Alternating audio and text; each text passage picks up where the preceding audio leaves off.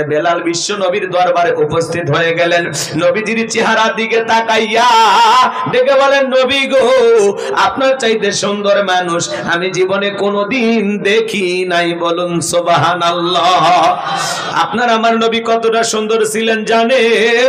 হযরতে সাবের রাদিয়াল্লাহু তাআলা নু বলেন, পূর্ণিমার রাত আমি রাসূলের বাড়িতে গিয়েছিলাম। সেদিন দেখেছিলাম চাঁদ উদয় হয়েছে দুইটা, একটা চাঁদ আসমানে আর একটা চাঁদ জমিনে।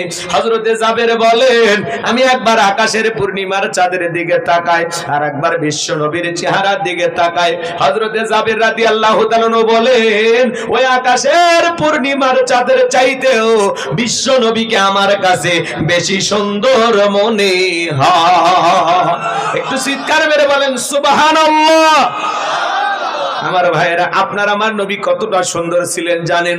আম্মা জান আয়েশা ডেকে বলেন, যারা ইউসুফ নবীর চেহারার দিকে তাকাইয়া মিশরের নারীরা ফল কাটতে গিয়ে আঙ্গুল কেটে ফেলে দিয়েছিল, ওরা যদি আমার বিশ্ব নবীর চেহারার দিকে তাকাইতো, শুধুমাত্র আঙ্গুল নয়, আঙ্গুল কাটতে কাটতে হাত কাটতে কাটতে কখন যে নিজের কলিজা কেটে দুফাক করে দিত, মুহূর্তের জন্য টের পাইতো না। আপনার আমার নবী এতটাই সুন্দর। আম্মা জান আয়েশা বলেন, ও দুনিয়ার মানুষ, তোমাদের একটা সূর্য আছে, আমি আয়েশার একটা সূর্য আছে। তোমাদের সূর্য উদয় হয় দিনের বেলায়, আর আমি আয়েশার সূর্য উদয় হয় রাতের বেলায়। আম্মা জান আয়েশা একদিন সেলাইয়ের কাজ করতেছিলেন রাত্রি বেলায়, হঠাৎ করে সুইটা পড়ে গেল। বাতিতে কোনো তেল ছিল না, বাতি জ্বালাইতে পারলেন না, অপেক্ষায় বসে থাকলেন। বিশ্বনবী যখন এশার সালাত আদায় করার পরে ঘরের ভিতরে প্রবেশ করলেন, নবীজি ঘরে ঢুকে সর্বপ্রথম আম্মা জান আয়েশাকে সালাম দিলেন। নবী ঘরে ঢুকে স্ত্রীকে কি দিলেন? সালাম দিলেন। আর আপনি আমি কি করি? বউকে সালাম দেই না। বাড়িতে ঢোকার সময় বউকে সালাম দিবেন, আসসালামু আলাইকুম রহিমা, কেমন আছো সোনা? ঘরের দরজাটা খোলো না, আমি তোমার লেটনের বাপ, তোমার দিওয়ানা। বউ খুশি হয়ে দরজা খুলবে, কথা বলে ঠিক না? কিন্তু আপনার আমার ব্যবহার এত মিষ্টি না। ঘরের দরজা চিৎকার মারে, এ রুবেলার মা, এ দরজা খোল। বেশি দেরি হলে দরজা ভাঙে ফেলে দে, তোর পিঠের উপর আজ কি যে হবে রে। ভিতর থেকে বউ বলে রে, স্বামী না সেকেন্ড আজরাইল। কথা কন, কথা কন। এরকম স্বামী আছে না নাই? বাড়িতে যা বউকে সালাম দিবেন। লোকজন যদি না থাকে, বইয়ের হাতটা ধরে মুসাফা করবেন। জোরে বলেন, কার হাত?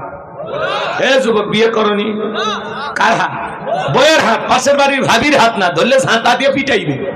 বইয়ের হাত ধরে মুসাফা করুন। একেবারে ময়দান ফাঁকা থাকলে কোলাকুলি সেরে নেবেন। স্বামী স্ত্রীর মধ্যে সালাম আদান প্রদান হলে আল্লাহর পক্ষ থেকে রহমত নাজিল হবে। সালাম আছে যেখানে শান্তি আছে সেখানে, সালাম আছে যেখানে সমাধান আছে। অনেক বড় বড় ঝামেলা এক সালামের মাধ্যমে সমাধান হয়ে যায়। পারবেন না?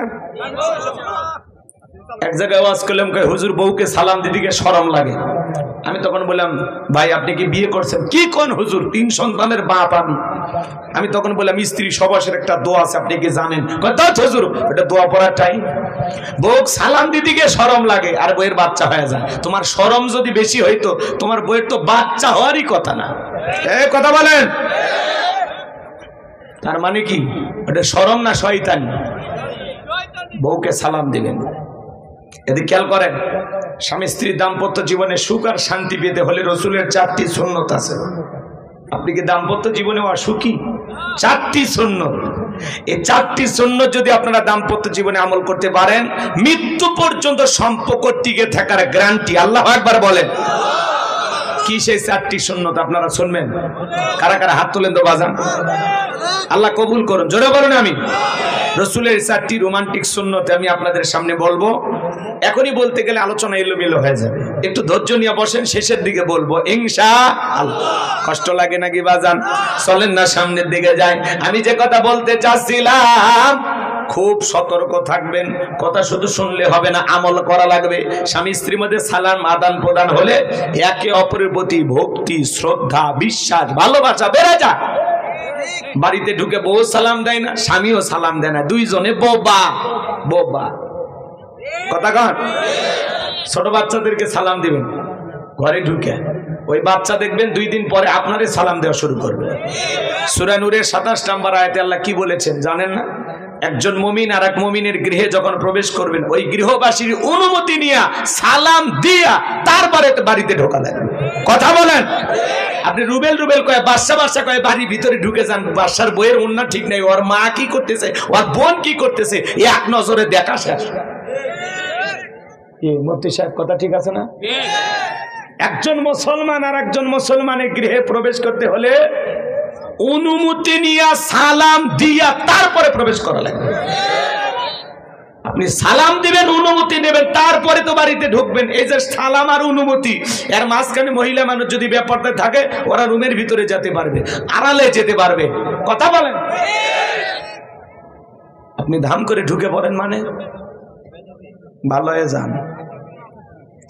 আজ থেকে কারো গৃহে প্রবেশের সময় সালাম না দিয়া অনুমতি না নিয়ে আমরা প্রবেশ করব না।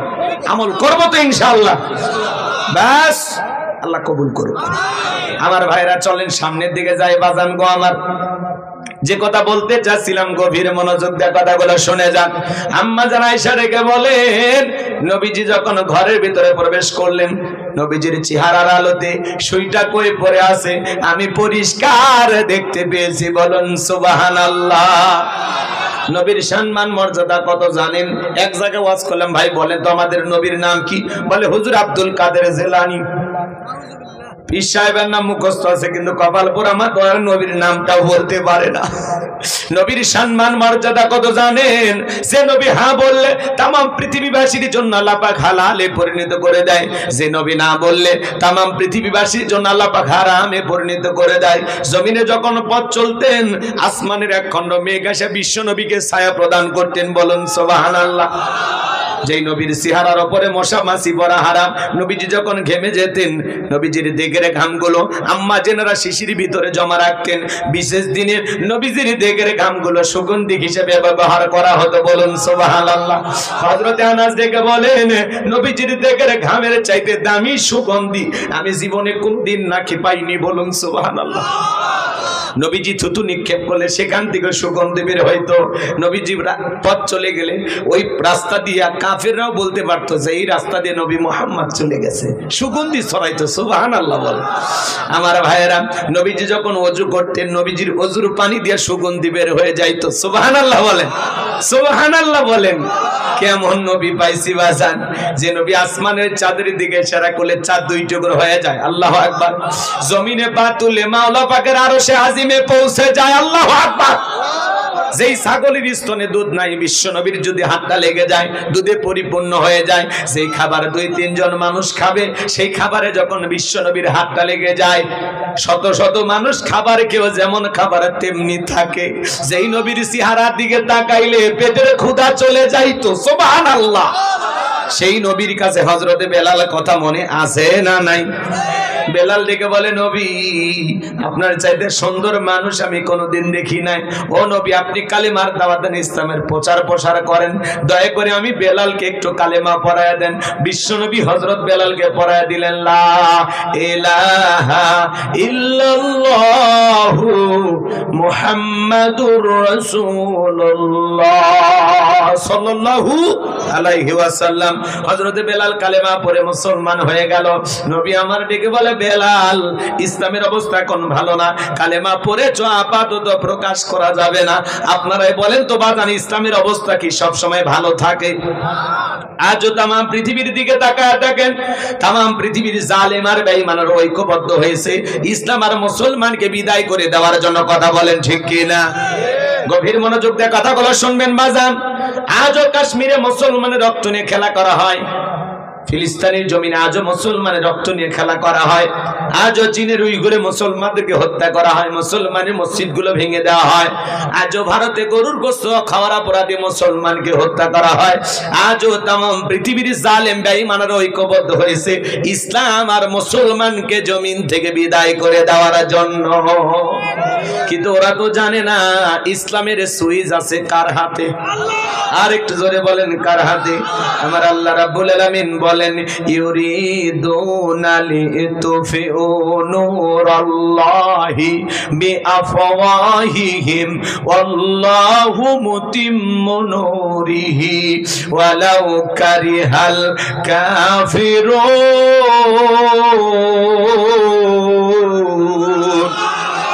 সূরা সফ আয়াত নাম্বার 8। আমার আল্লাহ রাব্বুল আলামিন জানিয়ে দিলেন কাফিররা চাই মুখের ফুৎকারে দিনের আলোকে, ইসলামের আলোকে, কোরআনের আলোকে নিভায়া দিতে।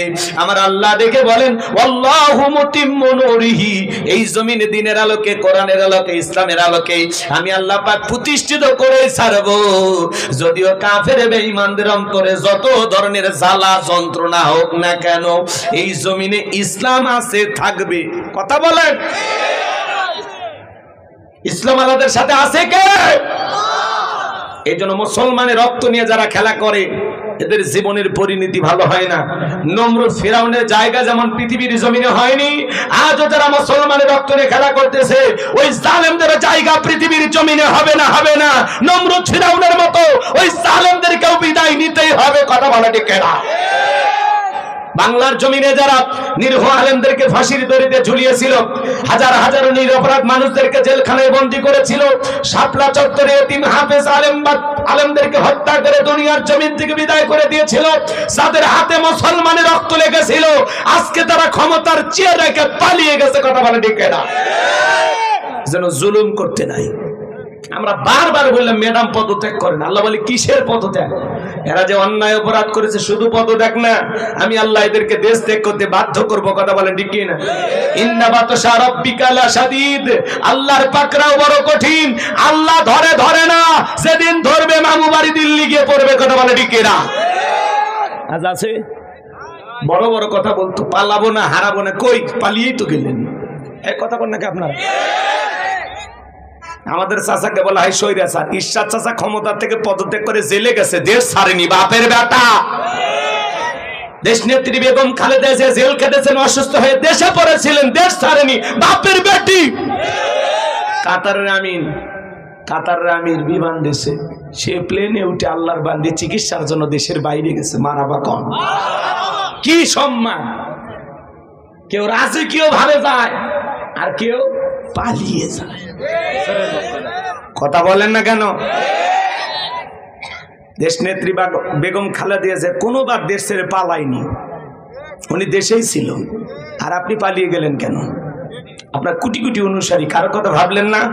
পদত্যাগ করে যদি জেলেও যাইতেন, কয়েক মাস পরে আবারও নেতা কর্মী মিছিল করে ফুলের মালা দিয়ে জেলখানা থেকে বের করে নিয়ে আসেন। আপনি কেন চলে গেলেন? এভাবে কেন পালিয়ে গেলেন? 18 কোটি মানুষের অভিভাবক ছিলেন আপনি।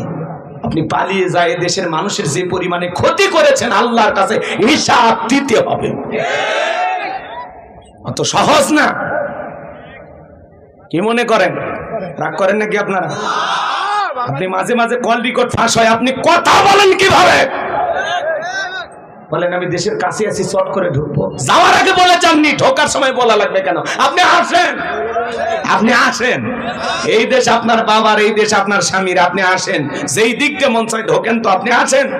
আমরা জানি মেয়ে মানুষ কতদিন বাইরে থাকবে। আপনি আসেন। ববু আইবা, তুমি আইবা গো, সেই দিন আইসা বুবু ক্ষমতা পাইবা না। ববু আইবা, তুমি আইবা গো, সেই দিন আইসা বুবু ক্ষমতা পাইবা না। খোঁজ নাই বহু কাদের কাকার, অবস্থা খারাপ তোর বেশ বাবার, আও নাঙ্কেল এখন সামনে আসে না। নেতা কর্মী সব জেলের ভিতর, আমি আসি ডরের ওপর, কখন জানি আসে গ্রেপ্তারি পরোয়ানা। বুবু আইবা, তুমি আইবা গো, সেই দিন আসা বুবু চিয়ার পাইবা না। ক্ষমতার চেয়ার থেকে নামা সহজ, কিন্তু এই চেয়ারে ওঠা কঠিন। কথা বলে ঠিক কিনা? ভয় পাচ্ছেন নাকি কেউ? হ্যাঁ, ভয় আছে? আমরা শোনেন, আগামী তার যাই হোক, কোন নারীকে দেশের প্রধানমন্ত্রী বানাবো না। আগামীতে সিদ্ধান্ত নেন যেই দলেরই হোক পুরুষ নেতা চাই। আগামীতে এই দেশের পুরুষ প্রধানমন্ত্রী কারা কারা চান হাত তুলে দেখা।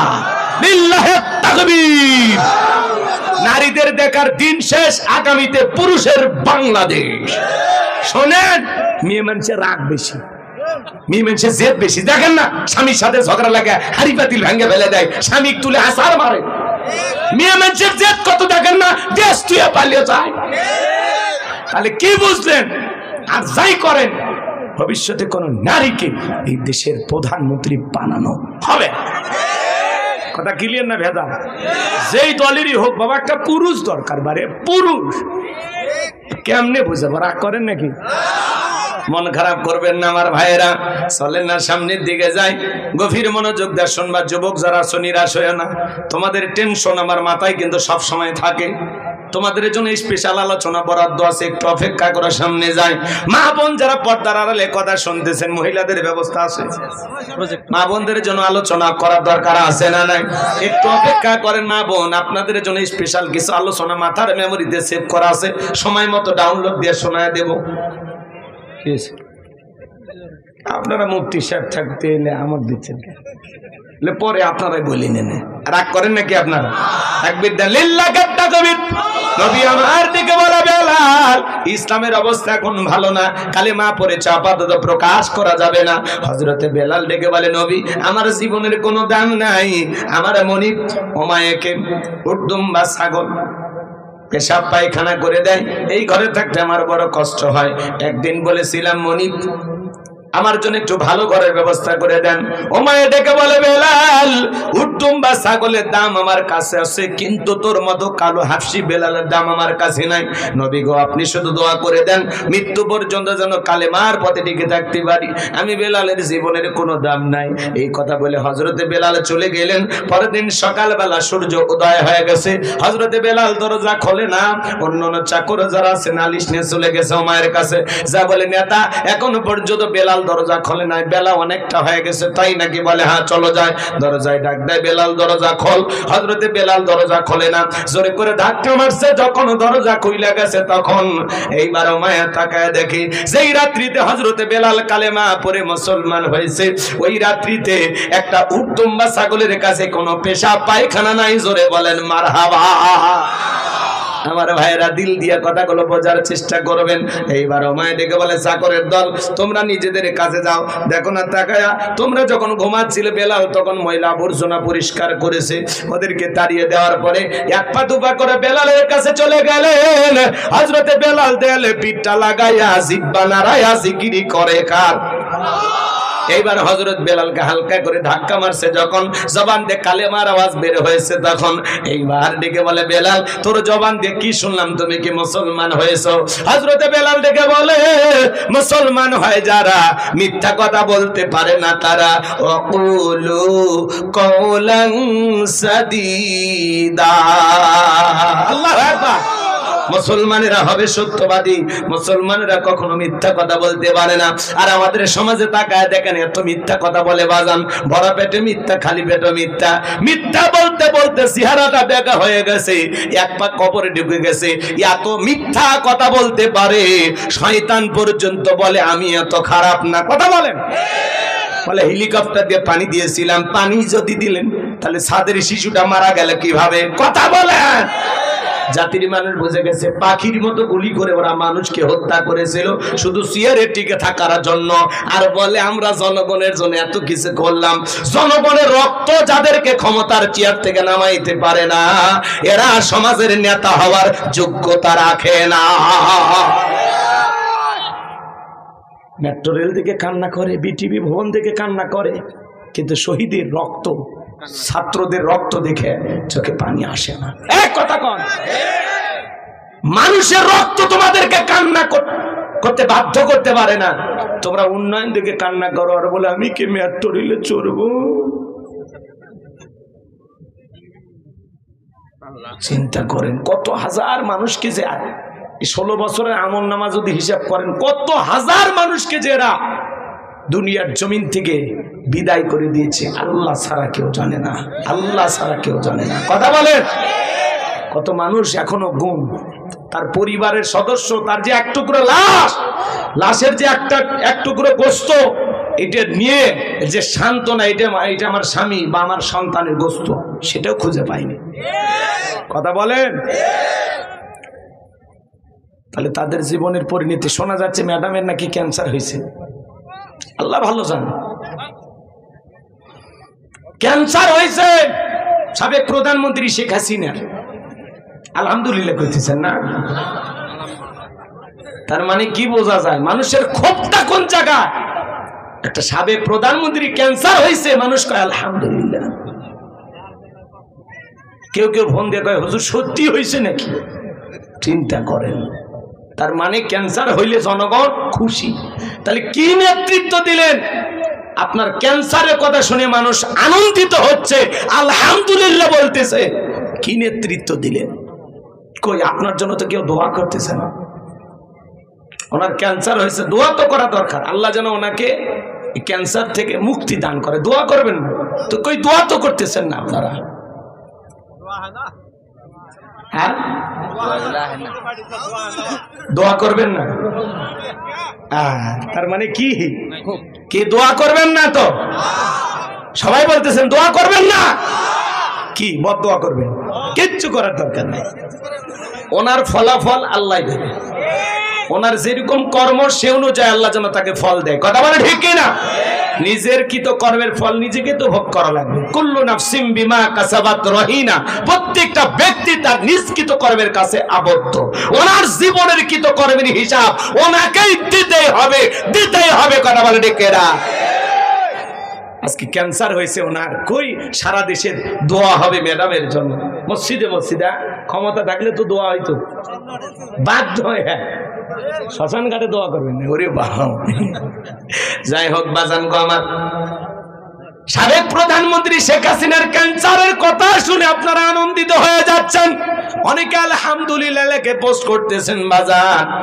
তার মানে নেতা যদি ভালো হয় জনগণ দোয়া করবে, আর নেতা যদি মনের মতো না হয় জনগণের দোয়া পাবে না। এই জন্য বাজান কথায় আছে, এমন জীবন করিও গঠন, মরিলে হাসিবে তুমি কাঁদিবে ভবন। এমন নেতৃত্ব দেওয়া দরকার যাতে মরণের পরেও হাজার হাজার মানুষ নেতাকে স্মরণ করে। আমার কথা মনোযোগ দিয়ে শোনেন বাজান, চলেন সামনের দিকে যাই, গেলে মজা পাবেন। হযরতে বেলাল ডেকে বলে, মুসলমান হয় যারা মিথ্যা কথা বলতে পারে না তারা। উমাইয়া ডেকে বলে, বেলাল উর্দুম্বা ছাগলের মালিক বানায় দেব, থাকার জন্য ভালো ঘরের ব্যবস্থা করে দেব।